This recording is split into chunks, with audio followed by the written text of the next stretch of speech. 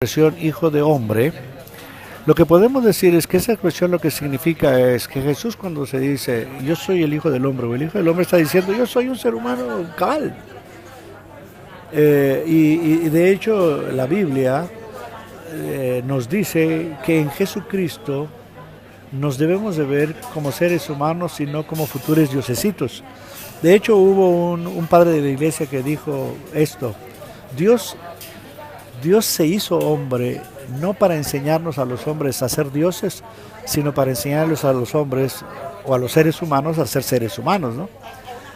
Y en ese sentido, Jesús, como dice Pablo en Filipenses, se autovació, se anonadó de la divinidad para ser humano. Si no, ¿cómo podría ser nuestro Salvador si no nos da un ejemplo como ser humano? Y en ese sentido, Él se cansó, se pudo haber enfermado, uno no lo sabe, ¿verdad?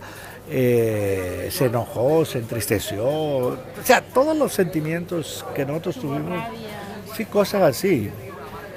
Pero, como dice la misma Biblia, Él vivió de tal manera que su comunión con el Padre evitó que Él cayera en una vida o práctica del pecado, ¿no? En ese sentido es nuestro modelo. La, la, el hecho de que así sea es que, por ejemplo, Jesús practicó la fe que practicaron sus padres. Jesús, aunque rompió ciertas reglas, fueron reglas que establecieron los seres humanos, pero la ley del Señor, Él dijo, yo no vine a abrogar, yo no vine a dar por terminada la ley, ni los profetas, casi como decir la palabra de Dios, yo vine a cumplirla. Decía, en la manera en la que Jesús enseñó y vivió, nosotros podemos ver cuál es el cumplimiento real de la palabra de Dios, que es el canon, ¿no? Y en ese sentido, sus milagros, sus enseñanzas, no fueron soplos del Padre, en el sentido, como mucha gente quiere recibir un mensaje para decirlo, sino fueron enseñanzas que Él sacó de la vida del campesino, de la vida cotidiana, de las relaciones familiares, de la pesca. O sea, todas las enseñanzas de Jesús resaltan a un maestro que conoce su ambiente humano. Es un ser humano completo y total. Y por eso al final del Evangelio de Marcos dice, cuando Jesús enseñándole a sus discípulos habla de las grandes cosas que Él logró, Él le dice, estas y otras cosas van a hacer ustedes y aún más cuando reciban el Espíritu del Señor, ¿no? Cuando yo me vaya. Quiere decir que hay una realidad que en las décadas pasadas no se enfatizó, se sobreenfatizó la divinidad de Jesús más que su humanidad. Y creo que no le hizo muy bien a la iglesia eso. Creo que hay que rescatar ese elemento y como te decía en una de nuestras charlas de hoy, el Jesús de los evangelios es el ser humano. El Mesías o Cristo de las cartas de Pablo y de otros escritos es el Cristo glorificado. Entonces hay que hacer también esa diferencia. Doctor, antes de que nos dé sus impresiones finales, yo tengo una pregunta. A mí me sorprende mucho la vida de Pablo, perdón, de Pedro, bueno, de Pablo también, pero me sorprende mucho el momento en el que Pedro, después de haber declarado que Jesús era el Hijo de Dios, lo niega. ¿Cuál es su lectura de ese momento?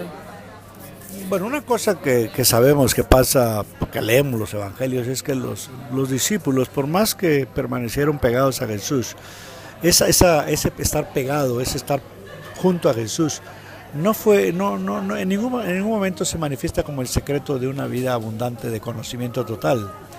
Y eso lo demuestra la conducta de los discípulos en el momento final en que más esperaba su fe y su fidelidad, es cuando más infieles, lo cual significa más débiles, lo cual significa que era más fuerte sobre ellos el miedo ante las autoridades, el miedo ante el sufrimiento y la muerte, era más fuerte en ellos el preocuparse por sí mismos, era más fuerte en ellos otras cosas, otras creencias que las enseñanzas y presencia de Jesús. De hecho, yo no creo que Jesús quiso que la gente se pegara a Él. Y hay varios textos de la Biblia que lo demuestran.